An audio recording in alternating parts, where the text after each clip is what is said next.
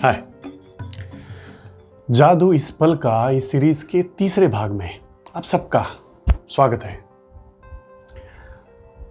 पिछले दो भागों के जैसे ही इस भाग को भी हम पोएटिक तरीके से शुरू करते हैं।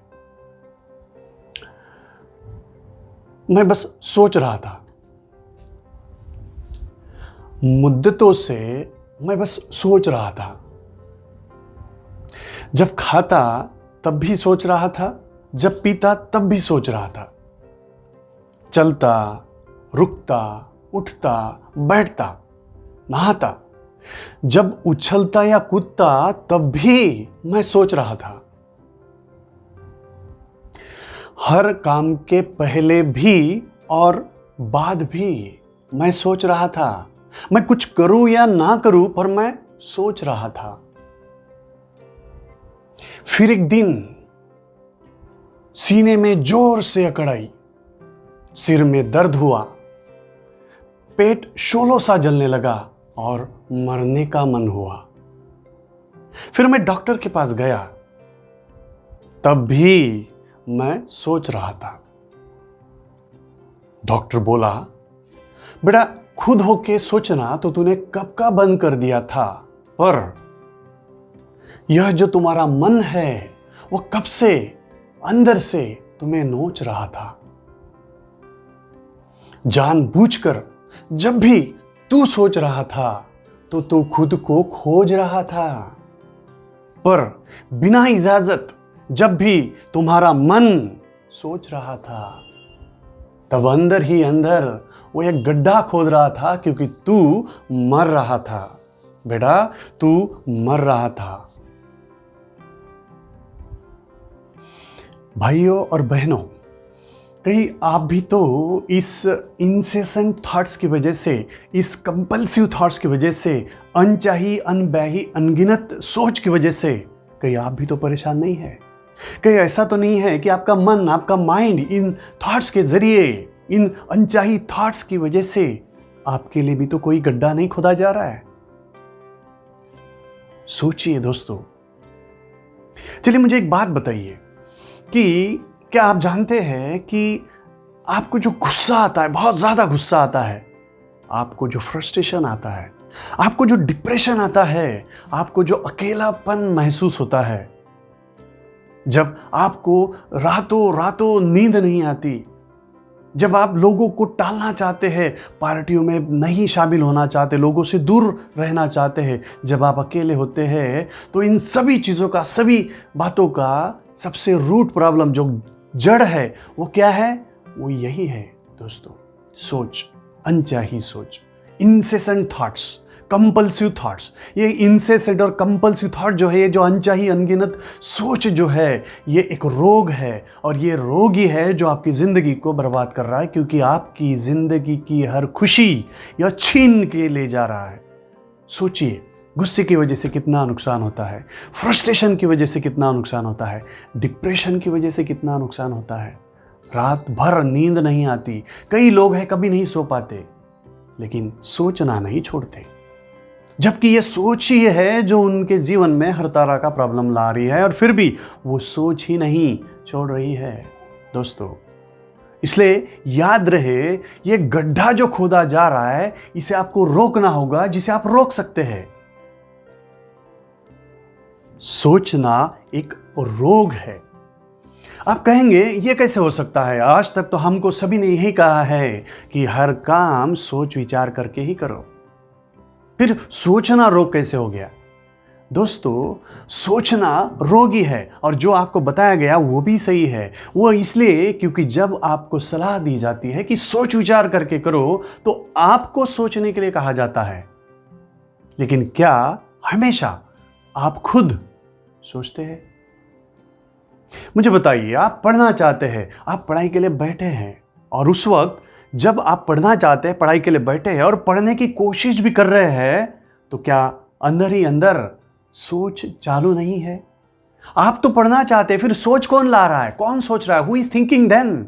फिर उस वक्त कौन सोच रहा है? जब आप पढ़ना चाहते हैं तो इसी का मतलब है आप उस वक्त सोचना नहीं चाहते।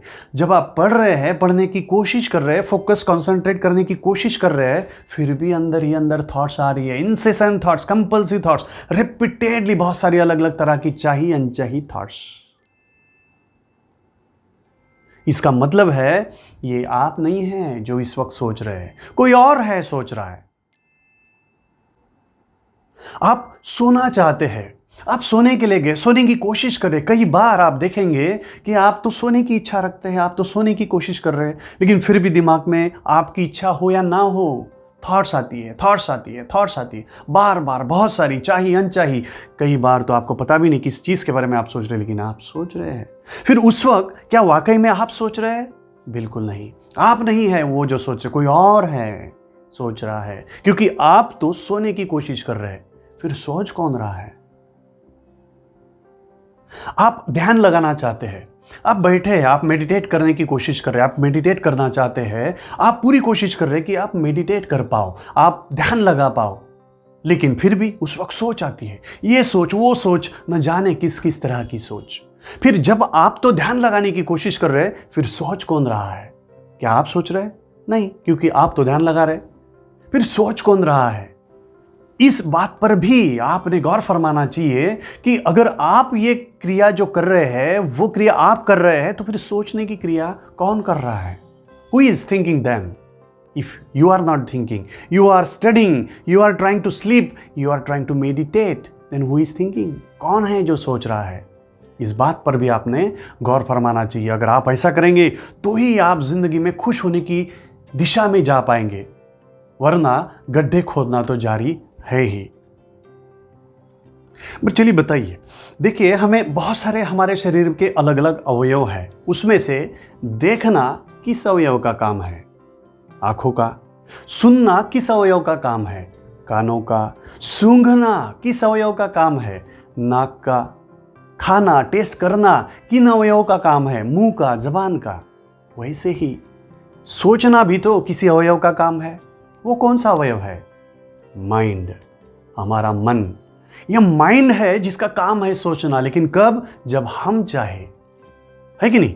अब मुझे बताइए, अगर आपकी आंखें आपकी इजाजत के बिना खुद होके इधर उधर देखने लग जाए, लेफ्ट आंख जो है वो एक अपने मर्जी से किसी और चीज को देखे, राइट आंख किसी और चीज को देखना शुरू कर दे खुद होके।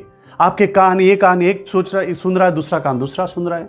आपका एक हाथ एक काम कर रहा है, दूसरा हाथ दूसरा काम कर रहा है, वो भी आपकी इजाजत के बिना, आपके परमिशन के बिना, आपकी इच्छा के बिना, आपके किसी भी सूचना के बिना। आपका लेफ्ट पाँव किसी और दिशा में जाने की कोशिश कर रहा है और राइट किसी और दिशा में जाने की कोशिश कर रहा है, फिर से आपकी इच्छा के खिलाफ, आपकी इच्छा के बिना, आपकी सूचना के बिना। तो क्या होगा?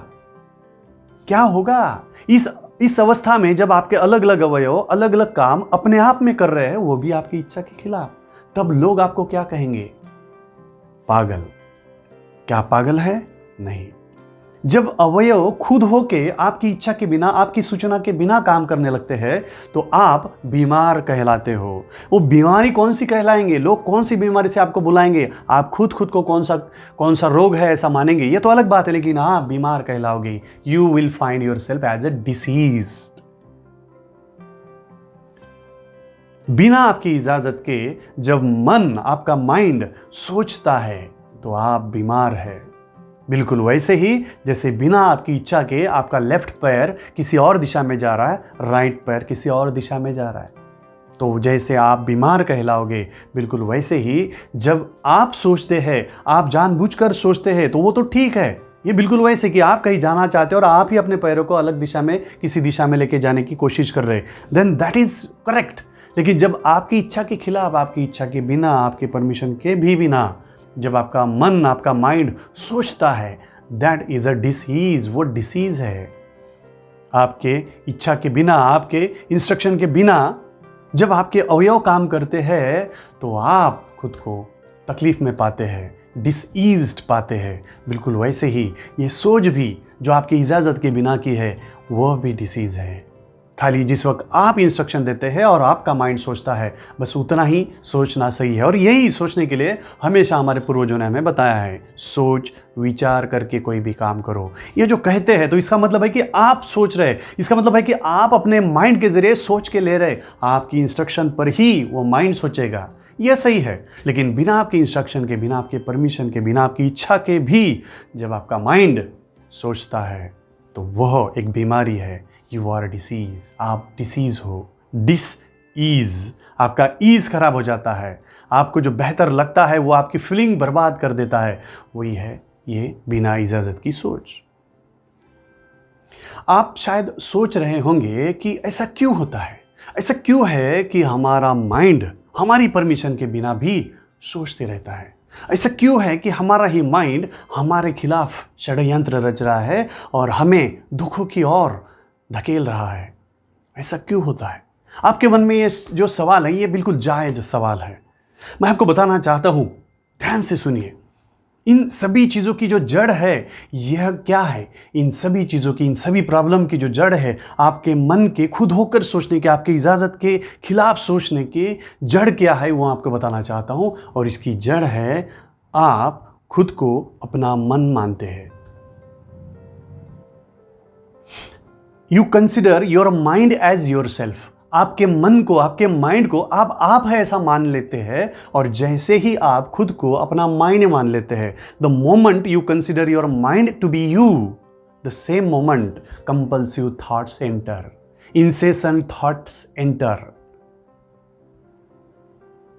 जैसे ही आप अपने माइंड को, अपने मन को आप है ऐसा करार दे देते हैं, डिक्लेयर कर देते हैं कि आप और आपका मन दो अलग अलग चीज़ें नहीं है, आप अपना मन ही है, आपका मन ही आप है। और उसी वक्त जन्म लेती है ये कंटिन्यूअस, अनगिनत, अनचाही, अनब्याही थॉट्स, सोच, जिस पर आपका कोई कंट्रोल नहीं है। जब तक आप खुद होके सोचते हैं तब तक ही आपका आपके माइंड पर, आपके मन पर कंट्रोल होता है। लेकिन जैसे ही आप खुद को अपना मन मान लेते हैं, उसी वक्त ये कंपल्सिव थॉट शुरू हो जाती है और आपके मन का आप पर कंट्रोल हो जाता है। ध्यान से सुनिए, जिस वक्त आप खुद को अपना मन मानते हैं उसी वक्त सिर्फ अनचाही थॉट्स ही शुरू नहीं होती, बल्कि आप अपना कंट्रोल भी खो देते हैं। इस वक्त से आपका खुद पर कोई कंट्रोल नहीं होता, बल्कि आपका मन आप पर कंट्रोल कर देता है। इसका सीधा मतलब है आप नहीं सोचते, आपका मन खुद होकर सोचने लग जाता है। और यह है सभी प्रॉब्लम की जड़, identification with your mind, considering your self to be your mind which is not, वो जो नहीं है आप मानने लग जाते हैं। और इस तरह की जो इंसेसेंट थॉट्स है, इस तरह की जो कंपल्सिव थॉट्स है, इनको रोक ना पाना, इनसे छुटकारा ना मिल पाना, यह एक भयानक दुखों का स्रोत बन जाता है। और क्योंकि इससे हर व्यक्ति ग्रसित है, हर व्यक्ति के साथ ऐसा होता है, इसलिए यह आपको गलत भी नहीं लगता। आपको लगता है यह तो कॉमन है, यह तो नेचुरल है, हर एक के साथ होता है, मेरे साथ भी हो रहा है, हर एक के साथ हो रहा है, आपके साथ हो रहा है, इसलिए यह गलत नहीं है। यह भी गलत ही है। आपको खुद को अपना मन मानना, यही से सबकी गलती शुरू हो जाती है और इसीलिए सभी तकलीफ में जाते हैं। आपको इसे रोकना होगा। ये इंसेसेंट थॉट जो है, अनचाही अनगिनत थॉट जो है, सोच जो है, यह आपके मन में मानसिक शोर पैदा कर देता है। और यह मानसिक शोर आपके मन की, आपकी अंदरूनी शांति भंग कर देता है। वो आपको कभी भी आप खुद नहीं बनने देता, वो हमेशा आपको खुद से दूर भगा के ले जाता है। जिसका मतलब होता है कि आपकी सही शक्ति, आपकी सही इफ़िशियंसी आप कभी भी नहीं पा सकते। हमेशा ही आपकी efficiency down down down down और डाउन चली जाती है। जब आप पैदा होते हैं तो आप यह जो मानना है, ये नहीं एक्सेप्ट करते, आप नहीं मानते कि आपका मन आप है, आप खुद को खुद मानते हैं, तभी आप में बहुत ज़्यादा शक्ति होती है, बहुत ज़्यादा एनर्जी होती है। जैसे जैसे आप बड़े होते हैं वैसे वैसे अलग अलग चीज़ों की बातें, अलग अलग संस्कार जो है आपको आपका मन मानने के लिए मजबूर करता है। जितना ज़्यादा स्ट्रांग आपका बिलीफ होता है कि आप आपका मन ये अलग नहीं है बल्कि आप अपना मन ही है, तो वैसे वैसे आपकी इफिशिएंसी कम होती जाती है। जैसे जैसे वक्त गुजरता है वैसे वैसे दुख भी बढ़ते हैं और इफिशिएंसी घटती जाती है। दोस्तों सोचिए, आप सोचिए, मन को मत सोचने दीजिए खुद होकर। अगर आप इतना कर पाए तो सभी दुखों से इमीडिएट छुटकारा आप पा सकते हैं। यह संभव है, अगर आप चाहे तो बिल्कुल संभव है। और जब तक आप इस कंपल्सिव थॉट से, इस इंसेसेंट थॉट से, अनगिनत अनचाही अनब्याही थॉट से, इस सोच से छुटकारा नहीं पाते, तब तक आप खुद को एक कटी पतंग के जैसा पाओगे। आप खुद को दूर पाओगे, सबसे अलग हुआ पाओगे, आइसोलेटेड पाओगे। आप खुद को खुद से दूर पाओगे, आप खुद को सभी लोगों से दूर पाओगे, जबकि अंदर ही अंदर हम सभी लोग एक हैं, लेकिन आप खुद को सबसे अलग पाओगे। जब आप खुद को दूर पाते हैं तो आप वैसे ही कमज़ोर हो जाते हैं, खुद की शक्ति आपकी बहुत कम हो जाती है, हमेशा डर पैदा होता है, घबराहट पैदा होती है, जो फिर से नई अलग अलग फीलिंग्स को जन्म देती है। लेकिन जैसे ही हम अपने इर्द गिर्द सभी लोगों को खुद में पाते हैं, खुद से कनेक्टेड पाते हैं, तो वैसे ही हमारी हिम्मत बढ़ जाती है, हमारी शक्ति बढ़ जाती है, इफिशिएंसी बढ़ जाती है और हम बेहतर कार्य बहुत बेहतरीन ढंग से कर पाते हैं। हमारी अपनी सारी शक्तियों का इस्तेमाल करने की क्षमता हमारी बढ़ते जाती है। लेकिन जब आप इससे छुटकारा पाते हैं, इस इंसेसेंट थॉट से, इस कंपल्सिव थॉट से, अनचाही अनब्याही अनगिनत थॉट से जब आप छुटकारा पाते हैं तो आप एनलाइटेंड खुद को पाते हैं। ये फीलिंग एनलाइटनमेंट से छोटी फीलिंग नहीं होती दोस्तों। याद रखिए, इतनी ज़्यादा सोच इतनी ज़्यादा तकलीफ देती है, उस सोच से छुटकारा ये कोई एनलाइटनमेंट से छोटी बात नहीं है। यह एक तरह का मोक्ष है। आपको एक तरह से जिंदा ही रहते वक्त मोक्ष मिल सकता है अगर आप इन अननेसेसरी, इस इंसेसेंट और कंपल्सिव थॉट से छुटकारा पा सकते हैं, तो आप एक तरह से मोक्ष पा सकते हैं। इतनी इंपॉर्टेंट है ये। दोस्तों जैसे ही आप खुद को ये मन मान लेते हैं, वैसे ही एक तरह की स्क्रीन तैयार हो जाती है। आपके संस्कार के आधार पर, आपके अलग अलग अनुभवों के आधार पर आपके मन में कुछ चीज़ें फिक्स बैठ जाती है। कुछ पिक्चर्स, किसी चीज़ की पिक्चर्स, फोटोज़, किसी चीज़ को क्या कहना है क्या नहीं कहना है, इसके शब्द, आपके एक्सपीरियंस, आपके हर तरह के जजमेंट्स, क्या सही है क्या गलत है, क्या अच्छा है क्या बुरा है, इस तरह के सारे जजमेंट्स, इन सभी चीज़ों को मिलकर एक स्क्रीन जैसे बन जाती है। और हमेशा यह स्क्रीन आपके और आपके बीच में आती है। हमेशा यह स्क्रीन आपके और आपके सभी संबंधियों के बीच में आती है। हमेशा यह स्क्रीन आपके और इस दुनिया के सभी लोगों के बीच में आती है, आपके और आपके खुशियों के बीच में आती है। हमेशा जब भी आप कुछ भी क्यों ना करना चाहो, हमेशा आप स्क्रीन के ज़रिए ही उसको देखते हैं। और इसीलिए कई बार सामने सही भी बात हो, आपको वो सही नहीं लगती, क्योंकि आपकी स्क्रीन आपको आपके अनुभव के आधार पर गलत है ऐसा बताती है। यह स्क्रीन बनती है क्योंकि आप खुद को आपका मन मानते हैं। और जब मन डिक्लेयर कर देता है कि आप वो हो और मन ही सब कुछ है, तो वो अपने हिसाब से पूरी स्क्रीन बनाता है और उसके ज़रिए ही आपको देखने के लिए मजबूर कर देता है। और ये बहुत गलत बात है, बहुत बुरी बात है। इससे हम जो संसार की सबसे बेहतरीन खुशियाँ है वो कभी नहीं अनुभव कर पाते। हम हमेशा उस स्क्रीन के ज़रिए स्क्रीन्ड चीज़ें जो है बस उतनी ही चीज़ों का अनुभव कर सकते हैं। और वह जो सच्चा सुख है, जो सच्चा वैभव है, उसका 0.00001% भी नहीं होता है।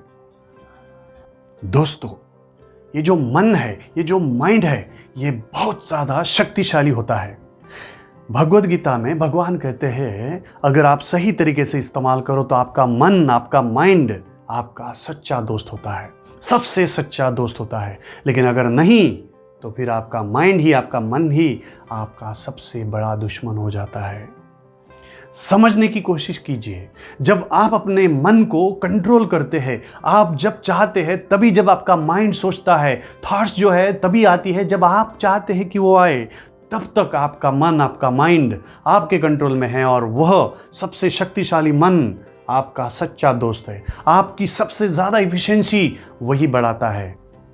लेकिन जब ये मन आपकी इच्छा के बिना, आपके परमिशन के बिना खुद होके जब थॉट्स लाता है, कंपल्सिव थॉट्स, इंसेसेंट थॉट्स, अनगिनत थॉट्स, तब यह मन ही आपका सबसे बड़ा दुश्मन हो जाता है। हर पल यह आपको दुखों में झोंक देता है, तकलीफ में झोंक देता है। गुस्सा, डर, फ्रस्ट्रेशन, रात रात नींद ना आना, हर बार हर वक्त सोच में डूबे रहना, हर तरह की निगेटिव फीलिंग्स ये आप में लाता है। सभी चीज़ों से, सभी बातों से आपको दूर कर देता है, सभी का दुश्मन आपको बना देता है। यह मन आपका सबसे बड़ा दुश्मन हो जाता है तब जब उसके कंट्रोल में आप हो जाते हो। लेकिन जब वह आपके कंट्रोल में है तब तक यह सबसे बड़ा दोस्त हो जाता है। अगले कुछ वीडियोस में मैं आपको सिखाऊंगा, मैं आपको बताऊंगा कि कैसे अपने मन को आपका सच्चा दोस्त बना सके। सबसे शक्तिशाली मन आपका सबसे बेहतरीन दोस्त कैसे बनाया जा सकता है। इस बारे में कई अलग अलग वीडियोस मैं आगे के कुछ अलग अलग सप्ताह में आपके साथ शेयर करूंगा। उसको ध्यान से देखिएगा और जो बताया जाता है वो करने की कोशिश कीजिएगा। देखिए, ज़िंदगी बेहतरीन हो जाएगी और वही अनगिनत आनंद, असीमित आनंद की प्राप्ति आपको होगी। हमेशा खुश रहो, हमेशा हंसते रहो। धन्यवाद।